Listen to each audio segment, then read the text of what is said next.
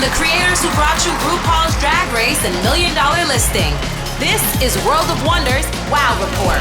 Things that make us go wow. Well, hello and welcome to this week's edition of the Wow Report, where we count down the top 10 things that made us go wow. This past week, I'm Fenton Bailey, co-founder of World of Wonder, and joined as ever by the amazing Tom Campbell, our Chief Creative Officer. Hello, hello, hello. And the lovely James St. James. Get my pretty name out of your mouth. Editor of the Wow Report blog.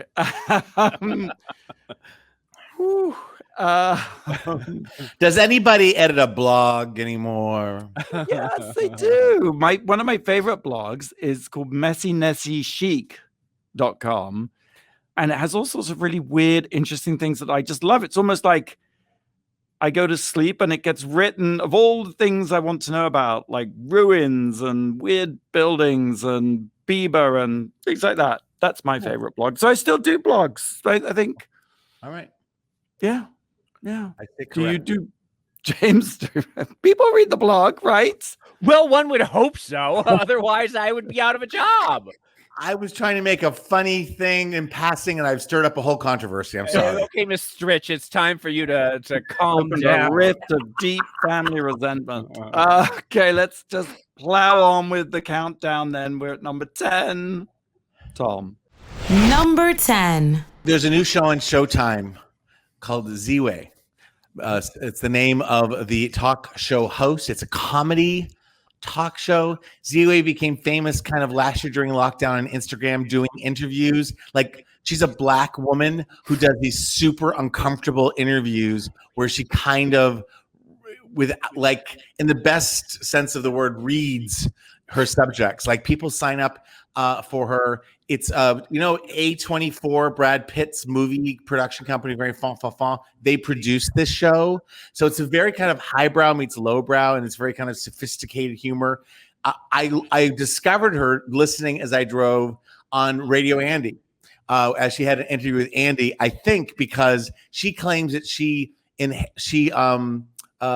patterns her interview style after Andy Cohen. And when she was talking to Andy, she was saying because she, like Andy, and he kind of admitted it, relishes the uncomfortable, like asking kind of the hard question that just leaves the other person kind of like with their hair blown back or not even knowing in polite conversation how to react or to know they've even been insulted. Here's one example I can think of because nothing sinks to my mind anymore, but she has Fran Lebowitz on. Oh, I did see this. Yes. And she runs the camera like as you're walking in. She takes a lot of time to like do double takes to the camera, which may be shot before or after. I don't know. But, it's this Ann Lebowitz being, she's like, I'm here. I'll do whatever you want.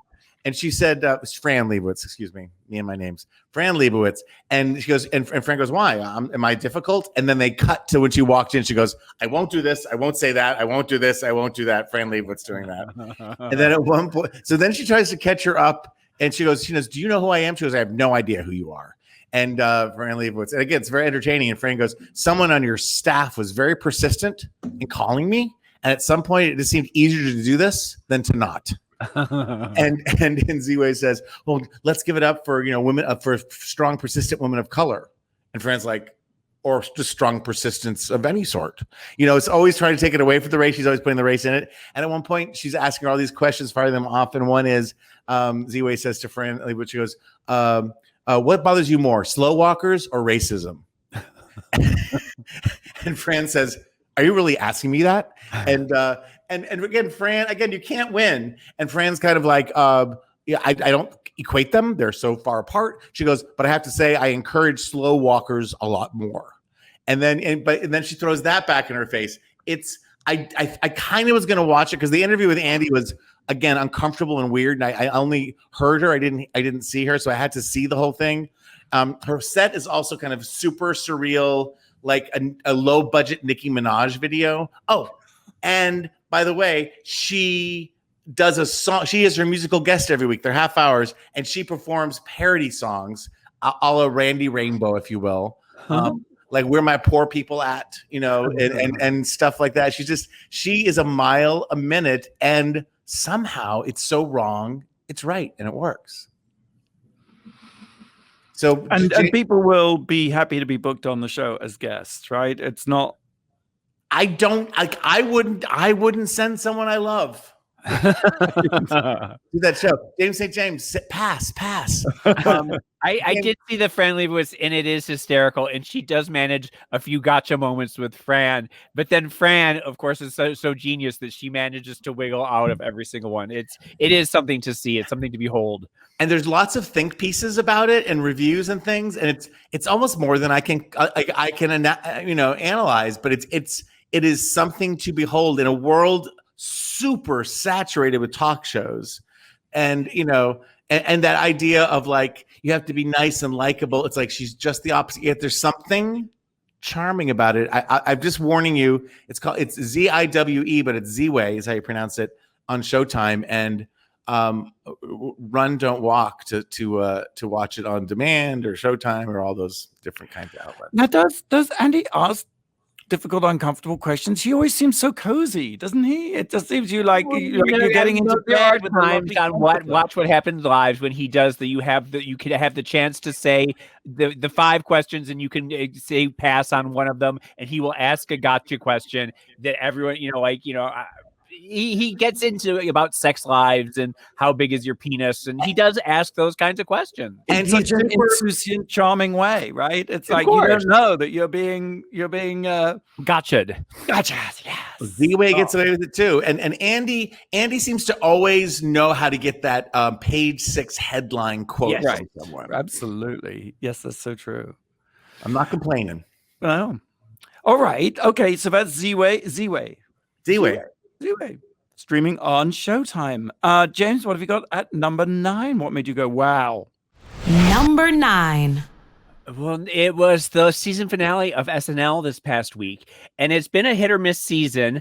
There have been some really highs and some really just awful lows. But this was there were a number of standout things about this episode. First of all, it was sadly we think it was the last episode for Aidy Bryant, Kate McKinnon, Kenan Thompson, possibly Pete Davidson, definitely Cecily Strong, possibly Colin Jost, and possibly Michael Che. They're all moving on to other things. How do you know this? Well, because it's been in the media. Everyone has been saying that their contracts are up. They're all moved. They all have separate projects. They all were acting very teary-eyed on this last episode and crying and hugging each other more so than usual, saying things like, I did it my way, and doing scenes and things like that. But yes, and you figure like every year people leave, and no one left last year because there's nothing to do and no place to go. So it's almost like potentially 2 years of graduates in 1 year. Right. And people like Aidy Bryant have shows that she has Shrill. Other people, Pete Davidson has a budding movie career. He's playing Joey Ramone in a biopic coming up. I mean, everybody is moving on to other things. It does leave, Beck Bennett, who I still love. I love Beck Bennett. I love Alex Moffat, Melissa Villaseñor, Ego Nwodim, Bowen Yang, Chris Redd, and Andrew Dismusix, who is the cutie patootie little Twinkie Twilight Twinkadoo. But the other thing about it, there were 2 standout moments in the show. The first was Cecily Strong, who is consistently underrated. She is such a power figure on the show. She is so good, and she does that Judge Jeanine Pirro, and she was doing it on the Weekend Update, and she had a giant glass of wine filled with wine, and it was sloshing about, and it was constantly hitting Colin Jost in the face. Yes. It was remarkable because it was a real glass of wine, and she was able throughout the entire 5-minute thing to just spill a little bit. It was masterful. A little bit at a time on Colin. But then near the end, when she's in front of the desks and she's singing I Did It My Way, which is her big swan song, presumably, and she does an over-the-shoulder toss of the wine without looking behind her, but she manages to perfectly get Colin Jost in the face, and he's sopping wet. Michael Che finally cracks up. Everybody is just dissolving into laughter. And then she gets into a giant wine cup and toddles off into the sunset. And it's absolutely fantastic. Very quickly, the other thing that stood out for me was Lil Nas X as the performer. He was absolutely brilliant. And the first number where he's in that little cutoff and his abs, and he's so sexy and so hot, and behind him he has all these just hot black go-go dancers that are licking his face, and they're just sort of dancing. It's just so I did see the face lick. Oh my God, the face lick. I mean, it was so like, and the fact that he is so unapologetically gay, and the fact that he takes no prisoners, and he is out there to be a cultural lightning rod, and he relishes every moment of it, and he's so talented and so brilliant. Yes, Blake? I got my Lil Nas X t-shirt. So good. Yes. Is there a backside to it as well? No. Oh, what does it say? It says, I watched the Montero video by Lil Nas X, and all I got was this lousy shirt, and now I'm also gay and love Satan. But he does have a tendency to piss off the conservatives. I love that about him, and I just love how sexy he is. And we've had many gay pop stars in the past, but he just seems to embrace it in a whole different way. I also saw, and I didn't see the performance. Didn't his second performance, his pants split? Yes. And he's talked about that, where once again, it's like that could have been a career ending. That could have been a huge scandal. But he's just like, yeah, my pants split. I was doing it. I was on a pole, and like, they brought, and who cares? Like, he's just fantastic. I mean, who knew with Old Town Country Road that this would be the result? What an amazing sophomore comeback, second act, what you will. And I also love the fact he says, I'm not anyone's role model. And I love that, because in this woke era, I think we need people who are also defiant to that as well. And yet saying, he's a role model. He's a wonderful role model. Of course, he's a genius role model, but he doesn't take that seriously. To take the mantle and to drink the Kool-Aid of it by, it's like that quote from Wojnarowicz. I'm not gay as in I love you. I'm queer as in fuck off, like just a little bit of like, is it antagonism? It's not antagonism. It's just like, fuck you. I am who I am, and just fuck you, you know?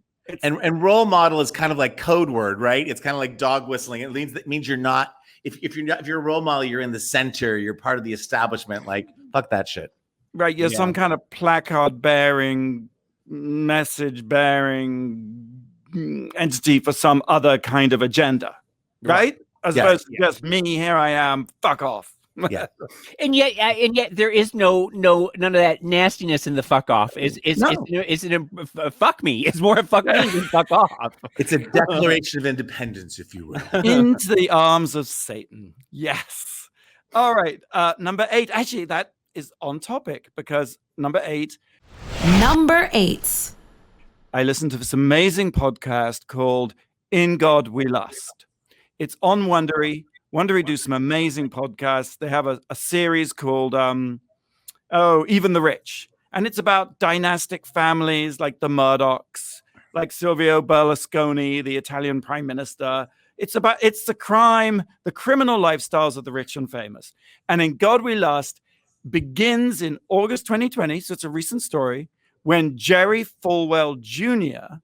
posed on a boat with his arm around his secretary, with his pants undone and her pants undone, drinking. And he posted it in his infinite wisdom on Instagram. And the problem with Jerry Falwell Jr. is that he runs Liberty University, which is the world's biggest evangelical university. And the reason he runs it is because of his dad, of course, Jerry Falwell Sr., he's the guy who founded this university, but he's the guy who blamed the gays and the pagans and the anarchists and the activists for 9/11. He's the guy who said Tinky Winky from the Teletubbies was gay. He's also, less prettily, he's a racist. He didn't believe in integration. And he was the person who stole Jim and Tammy's ministry from them, Heritage USA, which will be the subject of the forthcoming movie, The Eyes of Tammy Faye. Anywho, gotta get that plug in there. Plug. It's the point of the story is that Jerry Falwell Jr., after his dad's death, takes over the ministry, and this photograph leads to him having to take a leave of absence. And you think that the story is over, that's it. But oh no, this press attention leads to more revelations, which involves a pool boy at the Fontainebleau Hotel in Miami, where, long story very short, him and his wife hooked up with the pool boy, and he would watch as his wife and the pool boy had sex. Not just for a one-time thing, but over about 6 years from the ages of when the pool boy was 20 to 28. And you know that the Republicans, one of their great rallying cries is cuckolds and how Democrats are all cucks. And that's one of the, libtards and cucks are the things that they say. And here is an evangelical. And the other thing you have to remember is that Liberty University has a moral clause for all the students, and they are not allowed to do the drink or be seen, bearing belly buttons or things like. It's very, very. So the fact that the leader of this school is now breaking his own morals clause. Right. Giant, massive hypocrisy. There's a larger story in here too, which is that Trump only became president because of this affair. Because there were photos circulating of this unfortunate menage a trois, and somehow Jerry Falwell Jr. got Cohen, Michael Cohen, thank you, Trump's criminal fixer, to clean it up. And the price he had to pay for that was endorsing not Senator Ted Cruz, as he originally hoped to do, but endorsing Trump. And by endorsing Trump as the first evangelical to do so, all the other evangelicals followed suit. Trump got the Christian voting bloc, fuck knows how, but with that came the presidency. So it's because of this menage a trois and this poor pool boy that the whole story of the last 5 years happened. It's a fantastic podcast. I really can't recommend it enough. And there you go. Blake, do you have a question for us? Of course I do. I'm going to do the easy one first. It's her birthday. It's one of those. She is the soccer of pop music. That's really all I have to say, right? The soccer of pop music? Yeah. She's only had a couple of hits here in the US, but she's massive worldwide. And, she is also going to be on one of our shows. Oh, well. Oh, yes. Okay. All right. You're listening to Wow Report on Radio, Andy. We'll have the answer right after the break. You're listening to World of Wonders Wow Report. Things that make us go wow. And welcome back to the Wow Report. I'm Fenton here with James St. James and Tom Campbell. Yeah. And Blake. Hi. Yeah, I had a question. This goddess is the soccer of pop music. She's only had a couple of hits here in the US, but globally she's massive. Who is she? Today's her birthday. James, you want to say it with me? It can only be 1, 2, 3. Kylie Minogue. Yes. Happy birthday, Kylie Minogue. Yes, and we love Kylie and her lovely sister Danny, who are both on the show, right? Was she fabulous, Tom? Drag Race Down Under. Well, listen, they were guest stars. We were in New Zealand during the pandemic, so people couldn't even travel from Australia. So they Danny beamed in live and was able to talk to the queens, and Kylie did a video message. So and that's how we did it. But I look forward to a time when she's on for real. But her music plays season after season. She's a goddess among gay men and others. Can I ask a really stupid question that you might want to cut out because it's so dense? She's the what of pop music? Soccer. You know how soccer is big worldwide, except for like football. She is like football. Like soccer's never really made it in the US. It's here. People know about it, but it's about football. But everywhere else in the world, it's soccer. Kylie Minogue is huge around the world, and she's had some hits here. Yeah. I got the analogy immediately, Blake. Thank you. Yes. She's the Robbie Williams of yes. I'm not the first to use that analogy. I mean, I've heard it before. Well, leave it in, and my humiliation is complete. And let's go on to number 7, Tom. Number 7. Now, unlike you guys who spent the quarantine lockdown like watching a million things and reading 1,000 books. I would just go to bed at 7 and look at the ceiling fan until like the morning came around. But now that things are getting back a little bit to normal, going to work, went to the Broad this weekend for a soft opening, which my friend Greg says don't stay around him, especially after a cup of coffee. Soft opening. I spent the weekend catching up on some viewing, and there was a documentary. Maybe you've seen it, maybe we've talked about it, but it's a 2-part from Amblin Entertainment about Laurel Canyon in the 60s and early 70s. I have seen this. Yes, it's fantastic. It is directed by, I have to get her name right, Alison Elwood, and I don't know how much you remember of it, James, but it's beautiful. It's lots of interviews, but mostly voices, which I appreciate because who wants to see all your rock idols old? But it has a photographer. I'm not going to remember all the names, forgive me, but this famous pop singer from that time who happened to have a camera, and a woman also who was there who happened to have a camera, and they were just everywhere. And they have this incredible archive of photographs, many of which are included in this documentary. Mamas and the Papas, Jim Morrison, Buffalo Springfield, which I finally understand what they are. It all started with the Byrds. The Byrds had that song Tambourine Man, which was a song that Bob Dylan wrote. And they said that Bob Dylan used to do his songs kind of in one take with everybody singing. And the person who did the harmony on Hey, Mr. Tambourine Man for him did such a bad job, he decided not to use it in his album. So one of the Byrds said, do you mind if we record that? And they, arranged it differently. And supposedly it was the first time before the Beatles, because the Beatles were doing pop before that. It was the first song of the first sort of pop song hit that also had poetry and meaning. And it just blew everyone's mind. And it inspired, Brian Wilson of the Beach Boys to do Pet Sounds. Pet Sounds encouraged the Beatles to do Sgt. Pepper's Lonely Heart Club Band. The Mamas and the Papas came up. Cass Elliot was this incredible social center in Laurel Canyon where she was parts of many worlds, and people would always come to her house.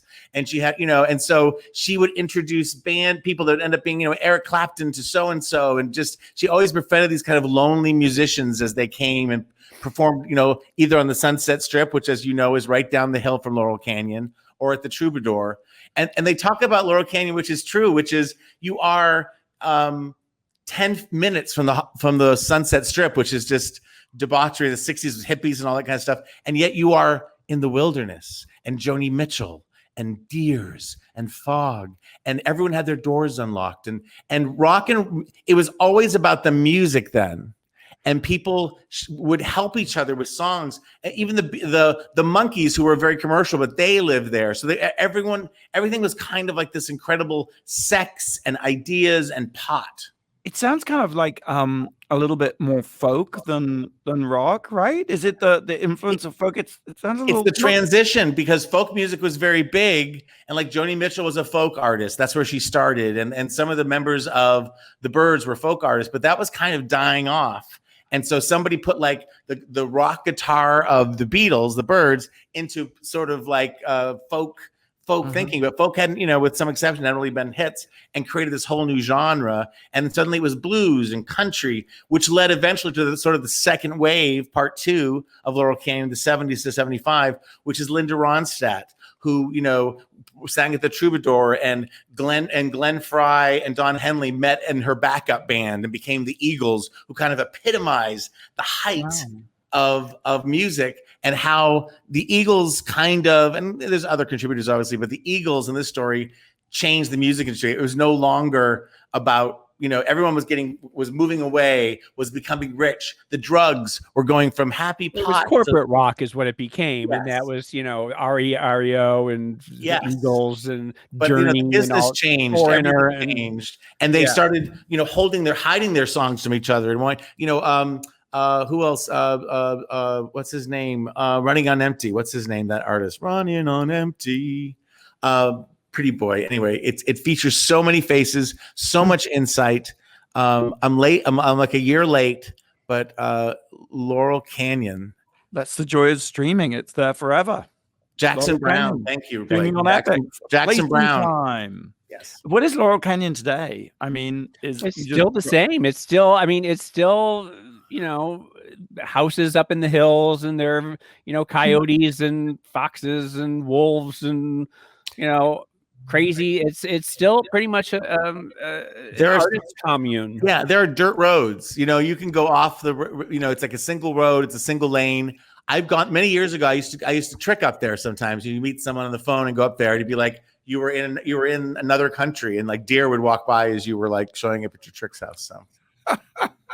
All right, let's move on to number 6, James. It's one of those things that there's a 10-year gap in what I know about Tom, and you put me right there where there's you turning tricks in Laurel Canyon is a whole side of you that I don't think that we go from the 80s to the 2000s, and there's a whole 10 years in there that you keep very close to your vest. Yes.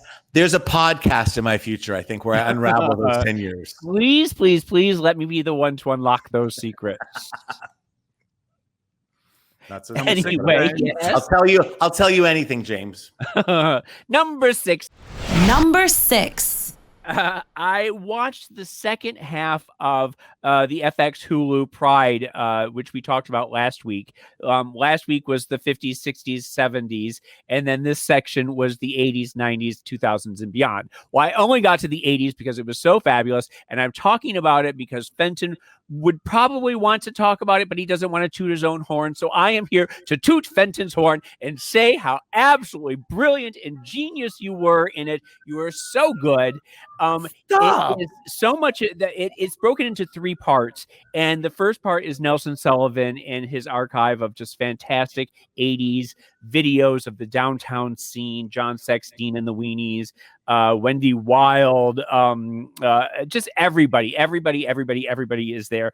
Michael Musto and Fenton are the 2 people that are sort of walking around and talking about this. Also, John Witherspoon, who was Lahoma, is a voiceover talking about her great friend, Nelson.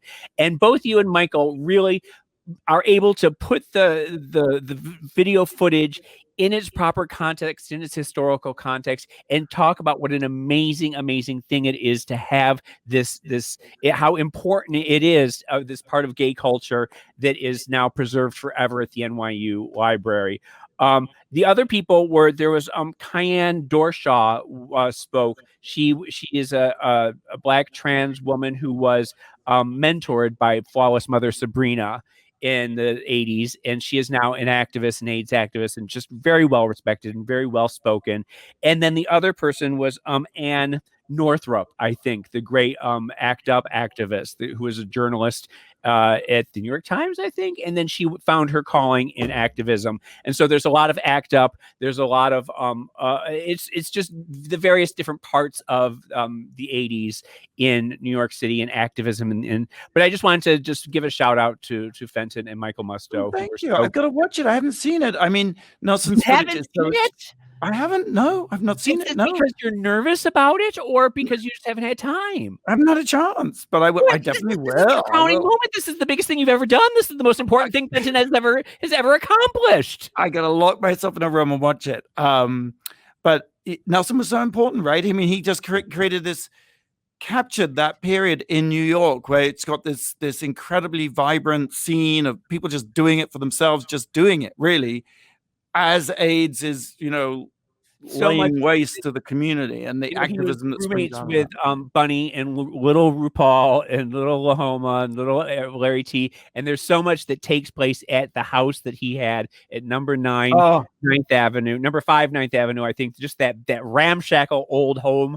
And it goes right up until the day he died it goes right up to the July 3rd where he's on the pier and he's talking about how, he's quit his job and all that. And and it's just so sad. And literally you're crying at the end of it. It's so important. And I do want to point out that World of Wonder would not be World of Wonder had you not done your first thing was Nelson Sullivan's World of Wonder. And that's where you got the name. Am I correct?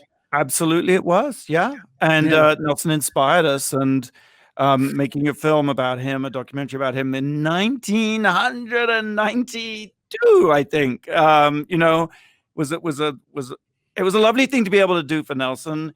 And there was something so prescient about the way that last day of his, he's on the pier, and it's very hard not to watch it without thinking that he knew this was his last day. It's just very incredibly powerful and moving, and gets me every time. And he passed away from AIDS. No, he had a heart attack that on his last day of filming, and he was going to do a cable TV show in which he would quit his job, and he was going to start next week to put all the films together for a cable show. And Nelson talked about it for years in that Southern drawl. Oh, I just got to get my tapes together and edit. And we were like, yeah, Nelson, yeah. And he finally did. He finally quit the job and made this tape on the last day of his life. Wow. Talking about how he was going to start tomorrow. And he, so it's just but definitely watch the 80s part of this FX Pride thing. But also, we have the world Nelson Sullivan's World of Wonder is streaming on Wow Presents Plus. Okay, number 5, speaking of Pride. Number 5. I suppose it was with a little bit of cynicism when I saw that Kellogg's have joined up with Glad, and they're releasing for Pride Month together with Pride, which is a cereal, and Kellogg's are giving $3 for every box of cereal sold. It's rainbow-colored cereal hearts in the colors of the rainbow flag, covered in edible glitter. So just as I was sitting there being all grumpy about this, I then did my Googling, and Second Vote, the conservative watchdog for corporate activism, really slapped me about the face. They were like, have you ever thought that eating glitter for breakfast might be a good idea? If so, Kellogg's has a product for you. New Together cereal features heart-shaped Fruit Loops with a coating of edible sparkles to promote Pride Month and fund one of America's most anti-free speech organizations.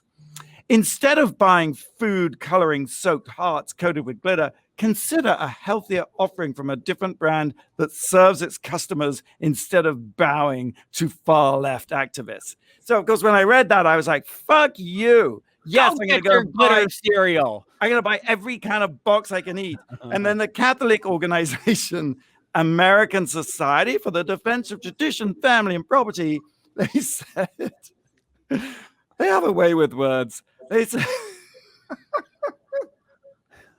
maybe it's not funny. Maybe it's just me. They said the pro-homosexual agenda is rearing its ugly head in your children's cereal. And calling it sickening and perverted.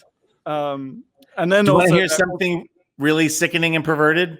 The minute you say edible glitter cereal, I think glitter in my poop. Is that wrong? Well, but that's the gorgeous part about it. Everyone wants glittery poop, don't they? You're thinking ahead. Unicorns poop glittery poop, right? It's the unicorn. You're a unicorn. Glitter going in, glitter coming out. Someone else took real objection to there's pronoun options on the box that kids can color in, well, anyway, it's just that, it has worked in the sense that it has activated the right-wing trolls who are just in a lather about it, So. And it worked to get you to go and buy some too. Have you bought exactly? I must have mentioned. I know we're running out of time, but Lego has unveiled its "Everyone is Awesome."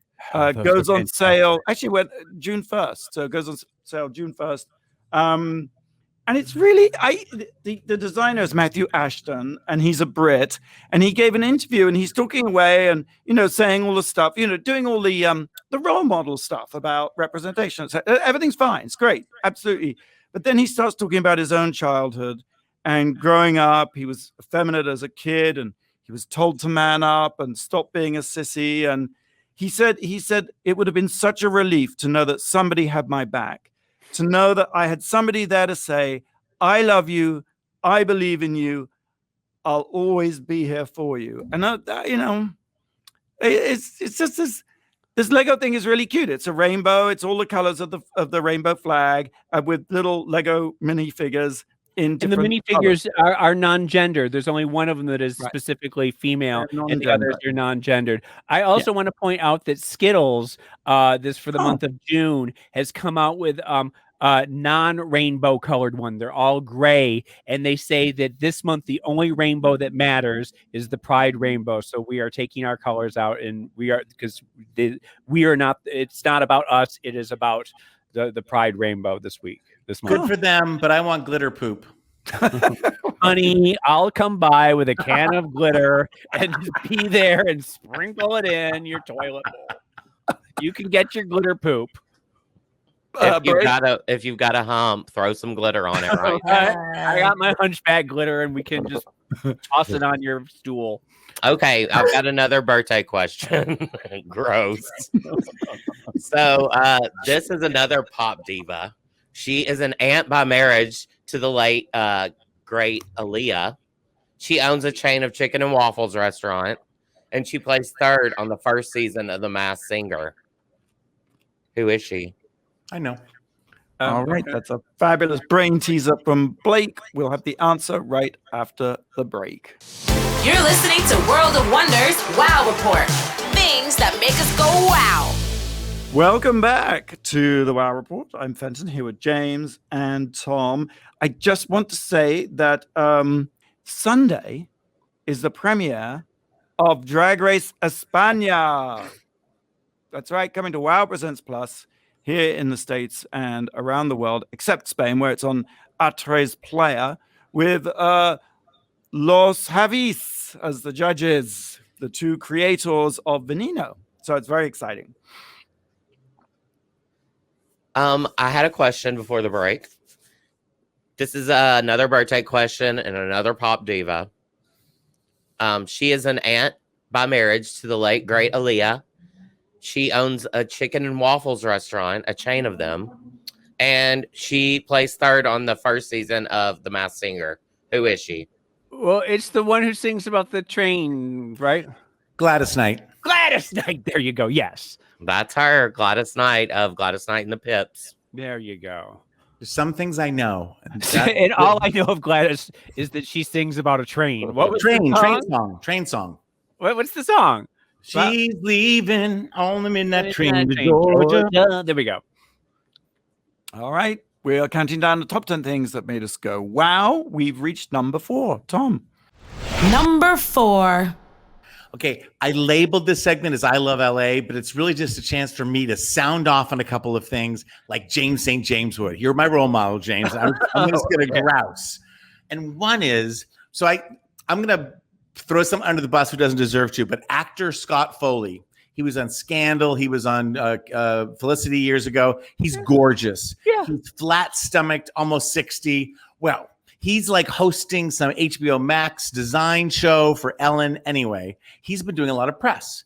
And I've been seeing a lot of press. And he's been telling the same story. And this is what now, and I'm sick of it, which is like, during the pandemic, you and your family moved from LA to the East Coast. Why is that? He goes, well, when our teenage daughter came home from school and asked us, Daddy, why don't we have a private jet? I knew it was time to move. So they moved to Connecticut. I'm assuming to some like white bread suburb where rich people live, but just don't talk about things. And I'm just like, it upsets me beyond. It's not what's got, which is like, there's all these people now, pandemic, and I see them on Facebook, and that have moved to Montecito. LA's an awful place. Ugh, I gotta leave New York. I live in upstate New York now. I'm living the life I should lead. It's like, no, you're getting old. You're cashing out. You didn't make it. You can't afford to live here. And you know what I say to those people? Get out. Leave. Don't let the door hit you on the way out. Because I also have had friends who've moved out of town. They come back. They're like, oh my God, the traffic today. I'm like, LA is an awesome place to live. The weather is amazing. The people are amazing. The culture that you have at your fingertips is amazing. So you love LA. I love LA. And that's part of why I watched the Laurel Canyon doc. I sought it out because there's this rich history here. And so much of the pop culture comes from here, and the minds here, and the creativity here. So screw you, Scott Foley, and everybody who's leaving the cities and say they're better than everybody else. The other thing I'm going to say, and this is going to cause great controversy, we might have to continue this next week, is, you know how we watched Hacks episode 1 and 2, and we were like, oh my God, it's the best thing I ever saw? I saw episode 3 and 4, and you know what? They stunk. All right, I love LA. Tom Campbell. That is fighting talk. That is fighting. How dare you just throw that out there? Now we got to move on to number 3. Have you seen 3 and 4? Yes, I have. And they Not work for as you. good as 1 and 2, but the law tells you that your first 2 episodes got to be the best, and the others can be like hodgepodge, nothing connected. Didn't believe one single scene. Continue. Oh my god. To be continued. Number 3. I can't even talk. Number 3, James. Number 3. Well, I too love LA in my own way. I want to say that this past week I went to a party. You know me, and you know that I'm not going on airplanes. I'm not going to restaurants and all this. And it was something that was sort of inescapable. I had to do it. There was a dinner party at a restaurant beforehand, and then the party continued at the house. I did not go to the restaurant. That was a bit too much for me, but it took so much for me to, I have to do this. I have to go out. I have to connect with people. And I had to it was funny because there were about 50 people there. It was indoor, outdoor at this house that I know that the walls sort of slide out so that the whole living room is part of the outdoors. So I felt comfortable enough doing that. I knew the people, and they had told me, they said that every single person was vaccinated. Everybody has their cards. Well, no. They saw everybody brought their cards to get in, and but it was weird, and it was socially awkward. Everybody kept saying, this was everybody's first party. It was my first time in 16 months that I was with a group of more than 2 people, probably, and everyone just kept walking around saying, I don't know what to say to anyone. I don't know what to say anymore. And it was funny because it was all people that we've all known each other for ever. And yet there was this weird tension in the air that I don't know that it ever went away for me. I was shaking before I went in. It was very strange. It was like when I went to go to the restaurant last month, and it was, I had to breathe. I had to stop beforehand and to psych myself into going. It was very strange. Have either of you done any party situations or anything? No, I've been to a couple of restaurants, but I have not done a party. That would be like going to an orgy, really. I think. Well, it felt very dirty, and like I said, and I had to really. How do you feel about that? Would you go to one now? No. Right? No, I don't think so. I think my next party is sometime next year, if at all. Slowly but surely, I think I will. I saw my friend Greg, who's one of my best friends, who I've been in touch with by phone, but had not seen him since February 2020, before I left for the UK. Had not seen him until we met on Sunday in the convertible. Drove down to the Broad, put on our masks, did that whole thing. And I was like, do you want to get something to eat outdoors? And he's like, no, I think I want to go home. We were out for an hour and 53 minutes. Well, I lasted an hour at this party. I lasted a little bit more than an hour, and then I bolted. I was like, okay, I've done it. I've seen everybody. I also was thinking, I kept saying that I wasn't going to go to a movie theater at least until the fall. But I think next week I'm going to go see Cruella. I think I might. I really want to see that in a theater. Well, aren't you going to watch that with your lawyers and sue them for stealing your life story? I saw your other life story, Jigsaw, the other night in the theater. What must you people think of me, really? But I also want to see In the Heights, too. That's one that I definitely want to see on a big screen. I think vaccinations work. And I think we can't transmit. Suppose we've been vaccinated. We no longer are a danger to other people. No, we are. You can still transmit it to other people. You just aren't going to get it yourself. They say again, it's all. They think it's in such small doses that it won't really hurt anybody. The notion the reason this all happened for me anyway, the way I understood it is we were clogging hospital rooms. We were clogging. Medical care was breaking down. And so now I think that's on the mend. I want to see a longer term, run of it. But I think vaccinations work, and we need to, at our own comfort. But I do worry that it's not over. That there is another wave coming, and that what's happening in India is something that we really need to be keeping an eye on. I think there are variants and strains. Japan's health system is on the brink of collapse. They've got a 4th wave, just as they're about gearing up for the Olympics, and Malaysia too is straining under a real wave of COVID. So I don't know. I'm back and forth, but I did break my own rule, and I went to a party, and I don't regret it. God damn it! All right. Well, I'm going to tell you, James, why you can safely remain at home with number 2. Number 2. Because number 2 is Cruella. I've seen it. And I'm going to spoil it for you right now. Well, not too much. No, I wouldn't dream of doing that. It's the Cruella is the live action origin story for Cruella from 101 Dalmatians. And really, it's Disney does Devil Wears Prada, and it is absolutely delicious. Oh, good. It's Emma Stone and Emma. Emma Thompson and Emma Stone, the two Emmas who great actresses, and they both in their own different ways. I mean, Emma Stone is Cruella, but Emma Thompson, through a twist I won't reveal, is the Baroness. She is the Baroness de Helman or something. And she's a fashion designer, darling, big in Liberties, which is like the Bloomingdale's of Britain. And she is so deliciously evil and just that fashion, cold, bitchy, cruel thing. It's just fantastic. And Emma Stone is a poor little girl who's orphaned, and she must find her way. And this is in the 70s punk rock scene in London. Well, that's what's so brilliant. That is what is so brilliant. Because that Devil Wears Prada thing, we love it. Okay, that's a given. That's the sort of, well, I was going to say it's the icing on the cake. The cake is the icing. It's just all icing. But then what's so good about this is Cruella basically starts working for the Baroness and then seeks to upstage her in a number of, I guess, battle scenes, really. The battle scenes are great fashion throwdowns. And these fashion throwdowns are so visually incredible. And it's set in the 70s. It's very punk. It's very Alexander McQueen. The fashion is just unbelievably clever and brilliant. And I watch it for that alone. It's like a pageant, really. I'm so excited. Dynamic fashion shows. And they really do a huge debt to McQueen. And in a way, I suppose Emma Stone she plays this sort of, normal little girl, but then she's also Cruella. And it's almost like she's a character out of the Marvel comic universe, the MCU. She's got this, the black hair, the white hair. And do we ever learn why she wants to kill all the puppies in 101 Dalmatians? Yes, it all gets explained in a way that is deliciously cruel, yet not unkind in a way that would be problematic for Disney.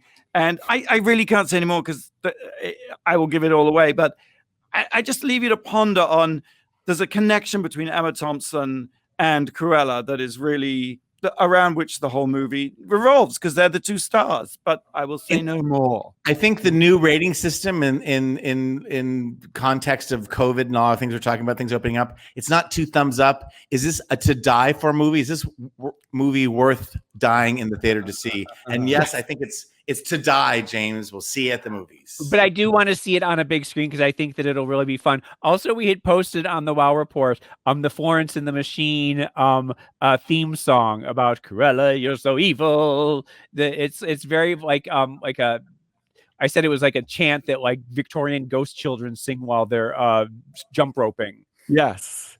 And it's very satisfying because the movie, which is maybe a tad too long, there's a lovely full circle moment where you're like, oh, I see. And it lets you off exactly where you'd want to be let off so that you can then go and watch the 101 Dalmatians. So brilliant. Nice. Really, really brilliant.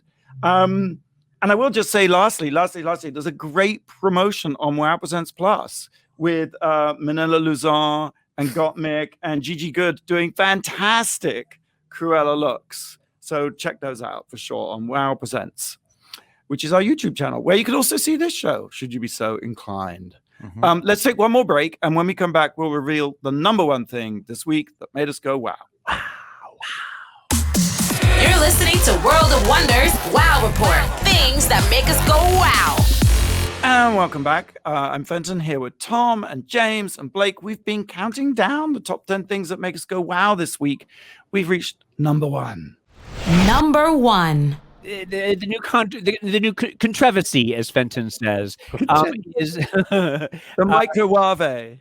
there have been a number of high-profile people coming out on Twitter and writing articles saying that kink is no longer allowed during Pride, that we don't want to see bare butts anymore, that this is for the children, as they always say, and that they want to clean up Pride. And other people are saying, hey, look, the leather community has been there from day one. They were there at the first Pride. They are a part of what makes the gay community so great. They have been activists step side by side with us the entire time, and this is no time to stop. Tom, keep going. Well, this has been brewing for a while, because you remember a few years ago we did a story about Anal August, that in the 665, the leather shop on Santa Monica Boulevard in the heart of Boys Town, there was there was a on the window, their window display, it was Anal August. It was like, and they were someone was very upset in West Hollywood that why is that? Because, West Hollywood used to be all gays, and now it's largely young people and families as well as some gays. But you know what? I want to say there's no easy way because of the children, all that kind of stuff. But I think we are fucked as a society, pardon my French, that we think that, sex, we can't talk about sex. We can't see sex. We can't mention sex. We can't walk by sex because it's going to poison everybody. You shouldn't have sex if you're little, but it exists in the world. And by repressing it and suppressing it, I think we create a much more dangerous situation for children and for people, that it's always repressed and dark and in the shadows. And I say, have bare ass chaps at gay pride. Have them at Starbucks. Don't you see boobs on children's shows in Europe? And everywhere else around the world. If a child is going to be turned gay by seeing a bare butt on a float going past them during Pride, then they were going to be gay regardless. And nobody is turned gay by seeing a pair of assless chaps. No, I know, but the suspicion among people, the superstition, I should say, like people believe that if you eat edible glitter in your cereal, you're going to turn gay. Well, I feel bad that I think that I don't even think it's an argument. I think that the leather community has always been there for us, and I don't think that it's fine for us to tell them they are persona non grata this year. And I think I think it's okay to say his name, but Michael Pressman used to work for us, who now lives out of state, has a beautiful daughter, Lily, and his husband, Adam. And they used to live right at the corner of Santa Monica and right near Barney's Beanery. And Michael's, because Michael, I think he was raised Jewish, but he didn't really have a religion. He said, as a father, I suddenly worry, oh my God, I'm not giving my child a spiritual upbringing, and then he realized after one Pride, when they left their place and Lily was on their shoulder and they met all these beautiful people, because yes, there's a few assless people, but they're in the vast minority. To me, the beauty of Pride is that everybody's there, and it's young and old and ugly and pretty and muscly. It's everyone, and it's about tolerance and acceptance. LGBTQIA they're not that alike, but you put us into an umbrella and we're a very powerful force and a very loving, supportive force. But he said, gay is my church. Being gay is the spiritual experience that Lily gets to see, because she gets to see people out in the streets loving and caring and and I love that. And I wish people, when you ask that question, part of me is like, oh, I'm shamed. Oh, gay people, stay home, gay people. Children shouldn't have to see that. It's like, screw that. If your children ask questions, answer them honestly. If they can't, I can't with the kids. Let's all lick Lil Nas's face and let's all bare our butts and have a wonderful It's such a bizarre paradox time, because you have that on the one hand on SNL, and then on the other hand you have this sort of bizarre retrenchment and reform and this idea, this desire to clean up the parade, and it's such a sort of two-headed monster pulling in a different direction or something. Me is what they call it. But I think it's been like this to some degree for all of time. And I think where we do ourselves a disservice is thinking that when we get a victory, and we've had many, that it's over. It ain't over. It's an ongoing struggle, and little victories mean a lot, and they'll continue. But we also do, and I mentioned this over and over and over again, that we are living in very conservative times, much more conservative than we were 20 years ago. And I think it's a lot of the young people are more conservative than the old folks. To be continued, along with a further discussion about Hacks, episodes 3 and 4, and probably like 4 and 1 and 2, 3 and 4, 5 and 6. 5 and 6. Yeah. 5 and 6. Let's watch and let's see if it goes back up or continues to go down. It's in a danger. I say it's on the bubble. It's on the bubble for me right now. And we will also have a report on Tom's glittering stool next week. And we'll take pictures and post them on the WoW Report. No, we won't. No, we won't. Please don't. Thanks for tuning into the WoW Report here on Radio Andy Sirius XM. You can listen to previous episodes. Actually, watch previous episodes on our YouTube channel, WoW Presents. And we'll see you here at the same time, same place next week. And until then, go out and throw glitter and eat glitter and poop glitter and do something that makes the world go wow. Wow. Wow. Wow.